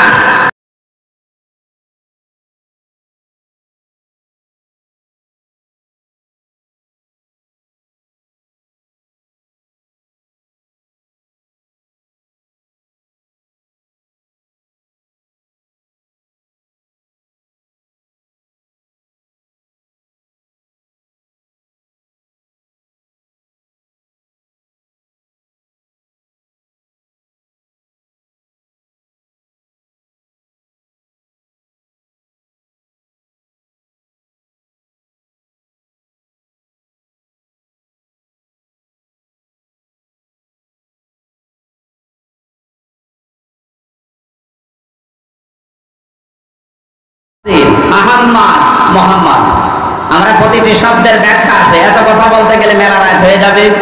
আমরা রবিউল আউয়াল মাস, যেহেতু এই মাসে নবীজির জন্ম, এই মাসেই মৃত্যু। বিশ্ব নবী এই মাসে এসেছিলেন, এই মাসে ইন্তেকাল করেছেন। তাকে নিয়ে বিশেষ করে যে মাতামাতি হয় এই রবিউল আউয়াল আসলে, এটা কোরআন হাদিসে বর্ণিত নেই। আমাদের রাষ্ট্রীয়ভাবে একদিন ছুটি দেওয়া আছে মিলাদুন নবী, নবীর জন্ম বৃত্তান্ত আলোচনা করার জন্য না। নবীর জন্ম বৃত্তান্ত আলোচনা করার জন্য রাষ্ট্রীয় শোকের দরকার নেই, রাষ্ট্রীয় ছুটির দরকার নেই। নবীজি যেটা দিয়ে দেশ চালিয়েছিলেন, এইটা কিভাবে চালানো যায় সেই পদ্ধতি আবিষ্কার করুন, তাহলেই হবে রবিউল আউয়াল পালন করা। আপনি কি একজন সাহাবীর চাইতে বেশি ভালোবাসা মহব্বত রাসূলুল্লাহকে দিতে পারবেন? বলেন। এই যে মিলাদ নিয়ে যারা আজ মাতামাতি করে, আমি কালকে বগুড়া ছিলাম, খালি মিলাদ নিয়ে যেভাবে মিছিল লাগিয়েছে, এরা বুঝে করুক না বুঝে করুক আমি এটা জানি না, কিন্তু বাস্তবতা হচ্ছে শুধু যদি কেউ মিলাদ, মিলাদ মানে জন্ম, মিলাদ মানে কি? শুধু জন্ম নিয়ে কেউ যদি আনন্দে থাকে, সে জাহান্নামে যাবে, শুধু জন্ম নিয়ে। কারণ নবীজির ইন্তেকালের 600 বছর পরে এই মিলাদ আবিষ্কার করেছে মানুষ। তাহলে এই 600 বছরে তো মিলাদ হয়নি দুনিয়ায়, ওরা জান্নাত যাবে না? বলেন। আপনি এই 600 বছর পরে কোথায় পেলেন এটা? ইসলামের ভেতরে নতুন কিছু আবিষ্কার যে করে সে বেদাত করে, আর বেদাত করলে সে গোমরা, আর গোমরা হলে সে জাহান্নামী। আপনি একটা কথা খণ্ডন করতে পারবেন? এবার আসেন আমি দলিল দিচ্ছি। 2 জন চাচা ছিল নবীজির জন্মে খুশি, একজন আবু লাহাব আর একজন আবু তালেব, এরা আপন চাচা। এই দুইজন এত বেশি খুশি হয়েছিল নবীর জন্মে, যারা সংবাদ দিয়েছে তাদেরকে আজাদ করে দিয়েছে। আর আবু তালেবের জীবনে পড়েছি, নিজের সন্তান আলীকে কাছে রাখতো না, কিন্তু ভাতিজা মোহাম্মদ এতিম, বাবা নেই মা নেই, এই জন্য নিজের কাছে রাখতো। এত আদর করেছে, বলতো ভাতিজা আমি তোমার ধর্ম মানি না, কিন্তু তোমার শরীরে কেউ আঘাত করুক এটা আমি নিজে থাকতে সহ্য করবো না। তা আপনি আর কি করেন বলেন তো? নবীর জন্ম আসলে সেই লোকটার দিকে তাকান। ও জীবন পর্যন্ত দেওয়ার মতো এইরকম মহব্বত করতো রাসূলকে। তো মারা যাওয়ার সময় নবীজি যখন বললেন ইয়া আম্মি আবি তালিব লা ইলাহা ইল্লাল্লাহ হাজ্জুল লাকা ইনদাল্লাহি ইয়াওমাল কিয়ামাহ, বুখারী শরীফের হাদিস। নবীজি মাথার কাছে এসে বলেন চাচা, আশপাশে মানুষজন দাঁড়িয়ে আছে, আপনার জোরে বলার দরকার নেই, আমার কানের কাছে মুখ নিয়ে শুধু আস্তে করে বলে লা ইলাহা ইল্লাল্লাহ মুহাম্মাদুর রাসূলুল্লাহ বলার দরকার নেই, কারণ ওটা আমি নিজে আমি জানি। আপনি শুধু আল্লাহর একাত্মবাদের স্বীকৃতি আমার কানে শোনান, কারণ আমি সাক্ষী, আমি শাহেদ। আমি কি? শাহিদা ওয়া মুবাশশিরা ওয়া নাযীরা, এই শব্দগুলো কোরআনে নেই। আমি যে সাক্ষী, কিয়ামতে বলা লাগবে। আপনি শুধু আমার কানের কাছে একটু বলেন যে লা ইলাহা ইল্লাল্লাহ, আর কিছু বলা লাগবে না, কাউকে শোনানোর দরকার নেই। এরা যদি বলতে পারেন কিয়ামতের ময়দানে আমি নবী আপনাকে আল্লাহর দরবারে ঝগড়া করে জান্নাতে নিয়ে যাব, বলেন। ডাক দিয়ে বলছে ভাতিজা আমি তোমাকে ভালোবাসি, কিন্তু তোমার এই কালিমা, তোমার এই আদর্শ আমি মানতে পারলাম না, তুমি আমারে মাফ করে দিও। ভালোবাসি, মাফ করার মালিক নবীজি না আল্লাহ। বলে এত ভালোবেসেছিল, সামনে খুশি হয়েছিল এই যে আবু লাহাব আর আবু তালেব। কই তাদের জীবনে পড়ে দুইজনেই জাহান্নামী, আগুনের ফিতা লাগিয়ে দেবে পায়ের নিচে, মাথার মগজ পর্যন্ত ফুটবে। তারা শুধু জন্মে খুশি ছিল, মিলাদে খুশি ছিল। সিস্টেম অপর পৃষ্ঠায় দেখুন, আরো দুইজন আপন চাচা, হযরতে আব্বাস আর একজন হযরত আমির হামজা রাদিয়াল্লাহু তাআলা আনহুমা। এই দুইজন চাচা শুধু জন্মেই খুশি ছিল না, জন্মের সময় তো তারা খুশি হয়েছে, সবচেয়ে বেশি খুশি হয়েছে দুইজন চাচা নবীর আদর্শে। হযরত হামজা নবীর আদর্শ মানতে গিয়ে নিজের জীবন দিয়েছে, ৭০ টুকরা হয়েছে, তারপরও পিছপা হয়নি। কথা বলে না কেন? হযরতে আব্বাস নিজের জীবন দিয়েছে নবীর আদর্শ গ্রহণ করে। তিনি বলেছিলেন মান যাকা তাআমাল ঈমান, তোমরা যদি ঈমানের স্বাদ পেতে চাও, মান রাদিয়া বিল্লাহি রাব্বা, আল্লাহকে রব পেয়ে খুশি থাকো, আবিল ইসলামি দীনা, ইসলামকে জীবন ব্যবস্থা হিসাবে পেয়ে খুশি থাকো, আমি মুহাম্মাদুর রাসূলুল্লাহ সাল্লাল্লাহু আলাইহি ওয়াসাল্লাম নবিয়্যা ওয়া রাসূলা। মুসলিম, মুসলিম শরীফের হাদিস। নবীজিকে, বিশ্ব নবী মুহাম্মদুর রাসূলুল্লাহকে নবী এবং রাসূল পেয়ে খুশি থাকো। হযরতে আব্বাস আর হামজা এই দুইজন চাচা নবীর শুধু জন্মে না, তাদের সিরাতে, সুরাতে, তাদের আদর্শ পেয়ে খুশি, এই জন্য দুইজন চাচা জান্নাতে। সুতরাং আজকে আমাদের সময় এসেছে, রবিউল আউয়াল মাস 1 বছর পরে আসবে, শুধু নবীর জন্মের কথা শুনে মিলাদ দেবেন, জন্মের আলোচনা করবেন, খিচুড়ি জিলাপি খেয়ে শেষ করে দেবেন না। আপনার যদি পালন করতেই হয় প্রত্যেক সোমবারে একটা করে রোজা রাখেন। আর যদি সর্বোচ্চটা মানতে চান হযরত হামজার মতো, হযরত আব্বাসের মতো তার আদর্শ মেনে নেন। আল্লাহ আমাদেরকে মেনে নেওয়ার তৌফিক দিন, বলেন আমিন। এই নবীর জীবনী থেকে একটা পাঠ, আমি 27টা পাঠ বলেছিলাম না, একটা পাঠ আজকে আলোচনা করছি। আচরণ, নবীজির আচরণ, ব্যবহারটা কেমন ছিল আর আমাদেরটা কেমন, এটা আমি বাস্তবের সাথে আজ মিলাবো। সূরা আলে ইমরান 159 নম্বর আয়াত, একটা মাত্র আয়াত পড়েছি। এই আয়াতের ভেতরে যা আছে তাফসীর আকারে বলার চেষ্টা চালাচ্ছি, নাকি শেষ করে দেবো?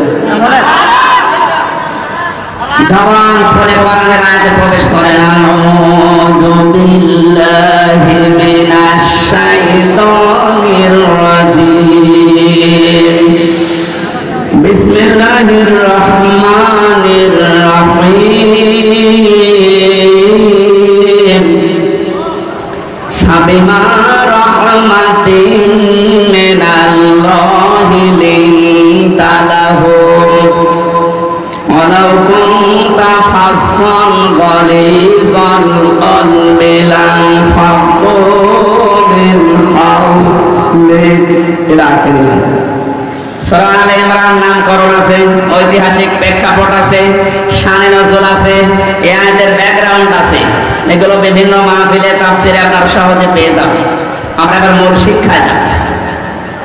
আল্লাহ পাক বলেন, হে নবী, আমি দয়া করে আপনার অন্তরের ভেতরে আপনার অন্তরটা মোলায়েম, কোমল, সহজ, সরল, সফট করে বানিয়েছি।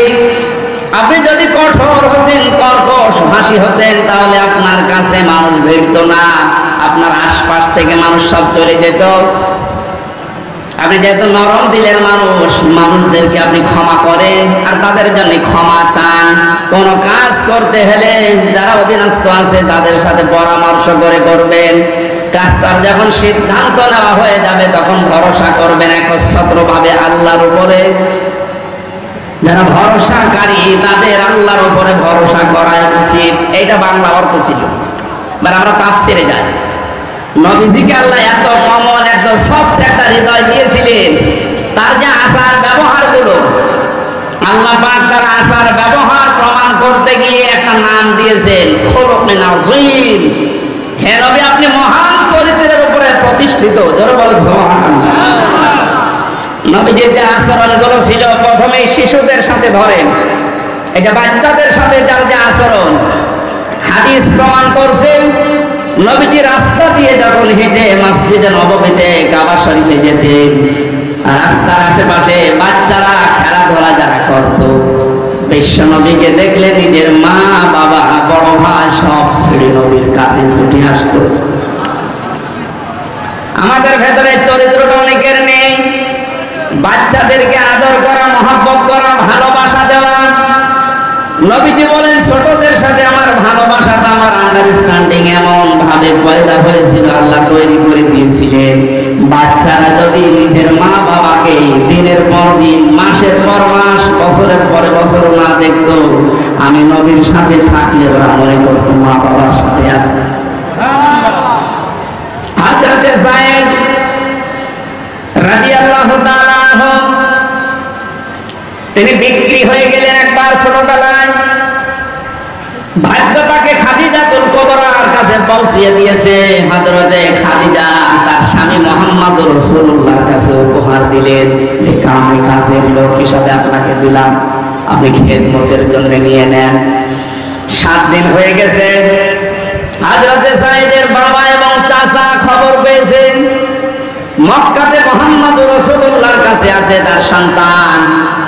জয়পুরহাটবাসী একটু নিজের জীবনের সাথে মিলাত। নিজের আপন চাচা, আপন বাবা এসে বলছে, মুহাম্মদ, শুনতে পেরেছি আমাদের সন্তান তোমাদের কাছে আছে, ফেরত দিয়ে দাও।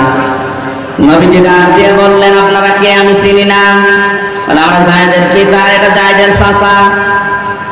বিশ্ব নবী বলেন, আপনারা যদি চাচার বাবা হয়ে থাকেন, যায়েদ যদি আপনাদেরকে চিনতে পারে আর যদি যেতে চায়, আমি বাধা দেব না। কিন্তু যায়েদ যদি যেতে না চায়, আপনারা জোর করে নিয়ে যেতেও পারবেন না। পিতা বললেন, হ্যাঁ, আপনি অবশ্যই যুক্তিপূর্ণ কথা বলেছেন। হযরতে যায়েদকে নিয়ে আসা হলো। নবীজি জিজ্ঞাসা করলেন, যায়েদ, এদেরকে চেনো?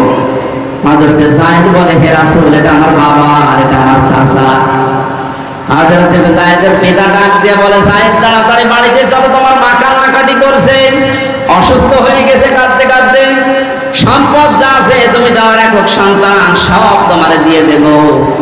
হযরতে যায়েদ ওই দিন একটা কথা বলেছিলেন, আপনি একটু মিলান তো, আপনার কাজের বাড়ির ছেলেটা মেয়েটা আপনার সম্পর্কে এই কথা বলতে পারে কিনা।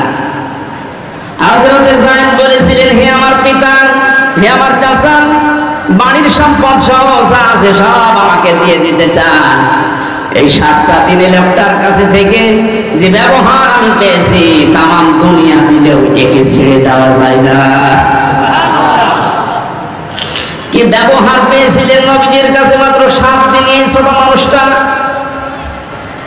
আপনার বাড়িতে যে ছেলেটা কাজ করে, যে মেয়েটা কাজের মেয়ে, ওকে একদিন গোপনে ডেকে বলবেন, তাহলে 2 লাখ টাকা দেবো, তুই কি চলে যাবি? ও বলবে, শয়তান, টাকা দেওয়া লাগবে না, এমনি ছেড়ে দে। কথা বলে না?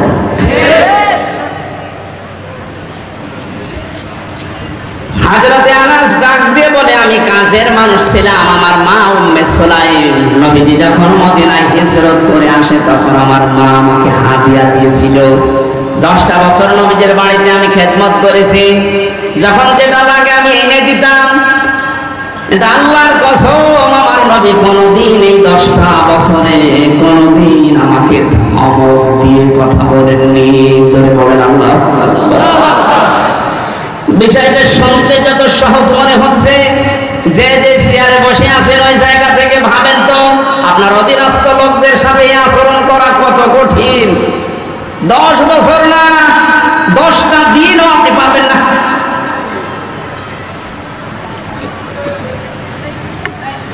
অনেক থানাতে আমি এই যে 13 সাল, 14 সাল, 15 সাল, এই সালগুলোতে আমি থানাতে বেশি থাকতাম। ওসি সাহেব, এই যে কনস্টেবল যে লোকটা অস্ত্র নিয়ে গেটে দাঁড়িয়ে থাকে, এর সাথে যে আচরণটা করে, মাঝে মাঝে আমার মনে হতো, আল্লাহ, এই কনস্টেবল যদি ওই চেয়ারে বসে, আর আল্লাহ তুমি ওরে যদি ওখানে কনস্টেবল হিসাবে দাঁড় করিয়ে রাখো, ও যে ব্যবহার করলো কিছুক্ষণ আগে, ওইটা যদি ওর সাথে করতো, আমার মনে হয় ঘৃণায় করে দিত।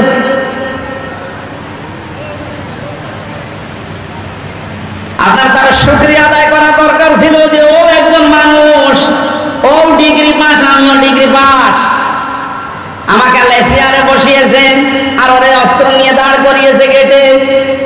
ওর সম্মান আমার চাইতে বেশি হওয়া দরকার। এই আচরণগুলো অনেকে মনে করছে যে দুনিয়ার বিষয় না, এগুলো সব আখিরাতের বিষয়। আল্লাহর নবীর কাছ থেকে রবিউল আউয়াল মাসে যদি এই কাজগুলো আপনি নিতেই না পারেন, তাহলে কি নেবেন এই মাসে? শুধু জিলাপি আর খিচুড়ি। নবীজি আচরণ করেছিলেন যুদ্ধবন্দীদের সাথে, অথচ বাংলাদেশে আয়না ঘর বানিয়ে কি অবস্থা করেছে মানুষের সাথে। আমার সাথে একজন আলেম ছিল জেলখানায়, মাওলানা মুফতি ফখরুল ইসলাম। এই লোকটা মাঝে মাঝে গভীর রজনীতে আমার পাশেই থাকতো, চিল্লিয়ে উঠতো, কি হয়েছে ভাই? বললাম, যখন আয়না ঘরে ছিলাম, ওই জায়গায় আমার এই যে হাতের পায়ের ভেতরে হাত দিয়ে সামনে যে রডের দেওয়াল ছিল, এই রড ধরে আবার আটকে দিত হাত। খালি বলতাম, আল্লাহ তুমি আমাকে মরণ দাও না, একটু শোবার মতো ব্যবস্থা করে দাও। মানুষ তো শুয়ে থাকতে পারলে যে কত শান্তি, এটা আমি হাড়ে হাড়ে টের পেয়েছি। ওই 6 মাসে 6টা মাস আমাকে শুইতে দেয়নি। হাত এভাবে 24 ঘন্টা বাঁধা, শুধু প্রসাব পায়খানার জন্য 1.5-2 মিনিট সময় দিত, আর খাবারের জন্য যা দিত খাওয়ার মতো না। 3-4টা তরকার এক জায়গায় দিয়ে মনে হচ্ছে কে মাখিয়ে খেয়ে ফেলে দিয়েছে সেটা। মানুষের শরীর যে খারাপ হয়ে যায় তার বাস্তব প্রমাণ দেখেননি ব্যারিস্টার আরমানের? ও চেহারা কি হয়ে গেছে। আমি 10 দিন ছিলাম মাটির নিচে মাত্র, তাই আমি নিজেকে চিনতে পারছিলাম না।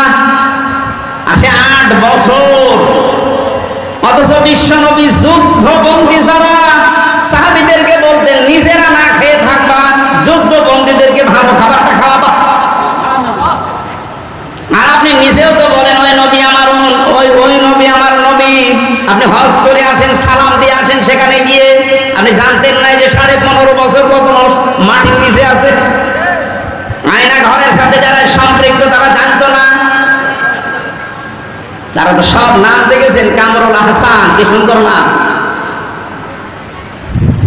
সৌন্দর্যের প্রতীক কামরুল আহসান। এত সুন্দর নাম নিয়ে লোকটা ঘুমাতো কি করে রাতের বেলা? আয়না ঘরের এই দৃশ্যগুলো তো অবশ্যই আপনি মাঝে মাঝে যে দেখে আসতেন। দেখে আসার পরে আপনি কি ঘরে এসে স্ত্রীর কাছে ঘুমাতে পারতেন? আমার তো ঘুম হবে না। 2 দিন, 5 দিন, 10 দিন হলে হয়। 8 বছর, 10 বছর একটা মানুষ কবরের মতো জায়গা। রাত দিন বোঝা যায় না, কখন আজান হয় কখন নামাজ হয় কিছুই জানে না। আন্দাজে নামাজ পড়তাম। 4 ওয়াক্ত নামাজ আমি একবারে পড়েছি। কি করবো আমি জানি না, যেখানে আজান হচ্ছে না কি হচ্ছে। নবীজি গভীর রজনীতে যুদ্ধবন্দী যারা ছিল বদরের ময়দানে, তাদের কাছে যে দেখলেন একজনের হাত একটু টাইট করে বাঁধা। নবীজি বললেন, সাহাবী কারা আছো, এর হাতটা একটু খুলে দাও। ওয়ায়ুতিমুনা তাআমা আলা হুব্বিহি মিসকিনা ওয়া ইয়াতীমা ওয়া আসীরা। যারা জান্নাতে যেতে চান তারা ইয়েতিম, মিসকিন, অসহায় এবং যুদ্ধবন্দী যারা, বিশেষ করে যারা বন্দী জীবনে আছে তাদেরকে খাবার খাওয়াও, এ নির্দেশ কার? আর আপনি কি করলেন? জান্নাতে আপনার বলে হক আছে দাবি করে অনেকে। যা করেছেন আমার মনে হয় জান্নাতে আপনার হক নেই, আপনার হক আছে জাহান্নামে। নবীর উম্মত পরিচয় দিতে আমার লজ্জা লাগবে না কিয়ামতে? নবীজি কি করলেন আর আপনি কি করেছেন? হচ্ছে না আমাদের আচরণ। শুধু রবিউল আউয়াল আসবে চলে যাবে, আপনি যদি এই আচরণগুলো ব্যবহারগুলো নিতে না পারেন তো কি হবে? খেজুরি আর জিলাপি খেয়ে পায়খানা করে? আল্লাহর নবী আচরণ করেছিলেন তার স্ত্রীদের সাথে।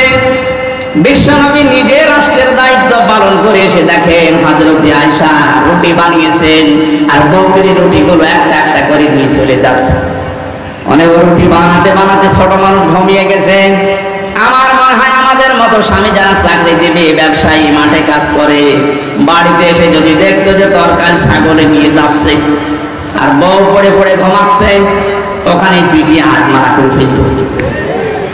কাজ কাম নাই বাড়িতে, কি করো কি?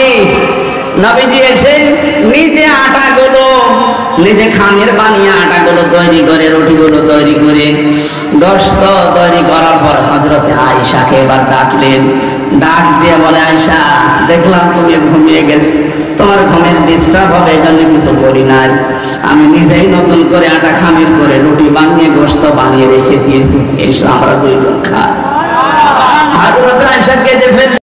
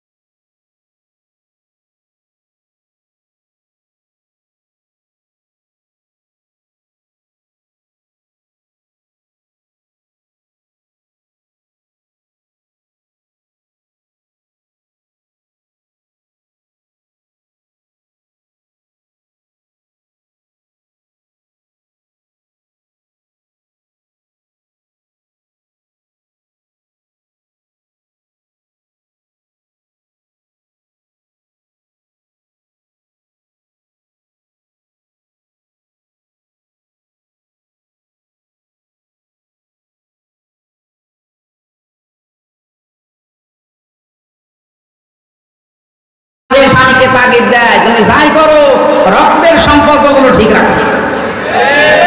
এরকম বলার মতো বউ আছে? নেই। আরো কি করে রক্তের সম্পর্ক নষ্ট করে দেয় সেই বুদ্ধি দেয়। শাশুড়ি গল্প করে মানুষের কাছে মাঝে মাঝে যে আমার এই জামাই খুব ভালো, শুধু আমার মেয়ের কথা মতো চলে, আর এই যে ছেলেটা আমার এটা একটা হারামজাদা, শুধু বড় কথা মতো চলে। আপনি শাশুড়ি ছোট কেন? একটু উদার হতে পারেন না? নিজের মেয়ে ভুল করলে মাফ করে দেন, আর বৌমা একটু কিছু করলে আপনি তার ছেলের কালে তুলে দেন। আপনি মানুষ, আপনি ডাইনি। আপনি নামাজ দিয়ে, রোজা দিয়ে, কালো বোরকা দিয়ে জান্নাত যেতে পারবেন না ওই মেয়েটার বরদোয়ার কারণে। আল্লাহ আমাদের আচরণগুলো রাসূলের কাছ থেকে নেওয়ার তৌফিক দাও, বলেন আমিন। আন্তর্জাতিক জীবনে তার চরিত্র আছে, প্রত্যেকটা জীবনে বড়দের সাথে কিভাবে আচরণ করা লাগে। আজ অফিসের যারা বস আছেন, এখানে দোকানের মালিক আছেন, আমি বহু অফিসে এই অভিযোগটা শুনেছি, এই জন্য তুলে ধরলাম। অনেক অফিসের অফিসারের আচরণ পেয়ে তার নিম্নে যারা চাকরি করে, তার আচরণের কারণে বলে কখন যে 8 ঘন্টা চলে যায় স্যারের কাছে থাকতে আমি টেরও পাই না। মনে হয় যে আরো 8 ঘন্টা যাক, বাড়ির কথা আর মনে হয় না। এমনও স্যার পেয়েছি, বলো হুজুরে 8 ঘন্টা না, কখন যে 8 ঘন্টা যাবে শুধু আল্লাহ করুন। এই যে দুইটা স্যারের পরিচয় বললাম, একটার চরিত্র রাসূলের মতো, আর একটার চরিত্র ফেরাউনের মতো। ফেরাউনকে আল্লাহ জান্নাত দেবে, ওই স্যারকে আল্লাহ জান্নাত দেবে না। আল্লাহ আমাদের আচরণগুলো রাসূলের মতো হওয়ার তৌফিক দিন, আমিন। বারাকাল্লাহু লানা ওয়া লাকুম ফিল কুরআনিল আযীম। আল্লাহুম্মা আমিন। লা ইলাহা ইল্লা আনতা সুবহানাক ইন্নী কুনতু মিনাজ জালিমিন। এই মোনাজাতটা বসে করে, আমরা মুসাফির আছি, অসুস্থ আছি, আমরা মজলুম অবস্থায় আছি, মোনাজাতটা আমরা বসে করছি। যে যেখানে আছেন মোনাজাতটা বসে করেন, যদি সম্ভব হয় মাথা নিচু করেন, চক্ষু বন্ধ করেন। জীবনের অপরাধগুলো স্মরণ করেন, আশা করছি আমাদের অপরাধ আল্লাহ মাফ করে জায়গাটা নেকি দিয়ে ভরাট করে দেবেন ইনশাআল্লাহ। রব্বানা যালামনা আনফুসানা ওয়া ইল্লাম তাগফির লানা ওয়া তারহামনা লানাকুনান্না মিনাল খাসিরিন। আল্লাহ তাআলা, সারা জীবনের অপরাধ মাথায় নিয়ে আমরা জয়পুরহাটের আক্কেলপুরে তাফসীর শুনতে এসে হাত করেছি। তোমার নবীদের জীবনের আচরণ ব্যবহার কেমন ছিল একটু শুনেছি। আল্লাহ দয়া করে আমাদের জীবনে আচরণ করার তৌফিক দাও। তুমি আজকের অনুষ্ঠানে যদি সওয়াব দিয়ে থাকো, কিয়ামতের দিন সুপারিশ করবে আমাদের জন্য, ওই নবীজির রওজায় পৌঁছিয়ে দাও। সারা পৃথিবীর মাটির নিচে যারা ঘুমিয়ে আছে আল্লাহ, সারা দুনিয়ার পানিও যদি কবরে দেওয়া হয় জাহান্নামের আগুন নিভবে না। মেহেরবানি করে তোমার রহমতের পানি দিয়ে চিরদিনের জন্য কবরের আযাব মাফ করে দাও। মাহফিলের আয়োজন করতে গিয়ে তোমার যে যুবক বান্দারা কাজ করেছে, এলাকার মানুষকে সাথে নিয়ে, মুরব্বীদেরকে তুমি আবু বকরের মতো, যুবকদেরকে তুমি হযরত হাসান হুসাইনের মতো বানিয়ে দাও। সম্মানিত মা বোনদেরকে খাদিজার মতো, আয়েশার মতো কবুল করে নাও। মাহফিলের সম্মানিত সভাপতিকে কবুল করো। প্রধান অতিথি আমাদের অভিভাবক, নির্বাহী অফিসার আল্লাহ, যে দায়িত্বটা মাথার উপরে দিয়েছে ও সততার সাথে পালন করার তৌফিক দাও। আল্লাহ তাআলা এ থানার অফিসার ইনচার্জ শ্রদ্ধাভাজন বড় ভাই জনাব নয়ন হোসেন, আল্লাহ তার মা বাবাকে মাফ করে দাও। তার স্ত্রী পুত্র যারা আছে দুনিয়াতে তাদের সহি সালামতে রাখো। প্রশাসনের যে ভাইগুলো আজকে এসেছেন, আল্লাহ তাআলা নিজের মা বাবা, স্ত্রী পুত্র সন্তানাদি সব বাদ দিয়ে যারা দেশ এবং দেশের দায়িত্ব পালন করছে, বাংলার এই প্রশাসনের উপরে তোমার রহমত নাযিল করো আল্লাহ। জয়পুরহাট জেলার দায়িত্বে যিনি আছেন এসপি সাহেব, ডিসি সাহেব, আল্লাহ তাআলা এই মানুষগুলোর উপরে খাস রহমত দাও। তাদের জীবনের ভালো কাজগুলো মঞ্জুর করো। জীবনের অন্যায় কাজ, শয়তানের ধোঁকায়, নফসের চালে যেগুলো করেছে আল্লাহ মাফ করে দাও। অনেকে অসুস্থ আছে, আমাদেরকে শেফায়ে কামিলা জেলা নসিব করো। এলাকায় মাটির নিচে যত মানুষ ঘুমিয়ে আছে, কোরআনের ইজ্জতে মাফ করে দাও। এই মাহফিলটা করতে যত মানুষ এগিয়ে এসেছে, যে সেইভাবে এগিয়েছে আল্লাহ তোমার রহমত তার দিকে ওইভাবে এগিয়ে দাও। যত অতিথির নাম আল্লাহ দিয়েছে এখানে, প্রত্যেকটিকে তুমি অমরের মতো কবুল করো। কখন কার কাছে আজরাইল চলে আসবে কেউ জানি না। আল্লাহ তাআলা রবিউল আউয়াল মাসে বিশ্ব নবীর চরিত্র থেকে শুরু করে তার জীবনের 27টা অধ্যায় আছে, প্রত্যেকটা অধ্যায় আমাদের জীবনে পুঙ্খানুপুঙ্খানু পালন করার তৌফিক দাও। এদেশে সব কিছু দিয়ে 53 বছর চলেছে, আমরা দেখেছি। কোরআন দিয়ে চললে কেমন দেখা যায় আজ দেখি না। বড় আশা, বড় তামান্না, বড় আকাঙ্ক্ষা, তোমার কোরআন দিয়ে দেশটা চললে কেমন দেখা যায়। চর্ম চোখে এটা দেখে মরার তৌফিক দাও। বারাকাল্লাহু লানা ওয়া লাকুম ফিল কোরআনিল আযীম। এ বাজারে যারা ব্যবসা বাণিজ্য করে এদের ব্যবসায় বরকত দাও। আগামীতে এই অনুষ্ঠানটা কোরআনের প্রচারের জন্য বিশাল আকারে কবুল করে নাও। সুবহানা রাব্বিকা রাব্বিল ইজ্জাতি আম্মা ইয়াসিফুন ওয়া সালামুন আলাল মুরসালিন আলহামদুলিল্লাহি রাব্বিল আলামিন। মরণের সময় যেন শেষ কথা এটা বলতে পারি, লা ইলাহা ইল্লাল্লাহু মুহাম্মাদুর রাসূলুল্লাহ।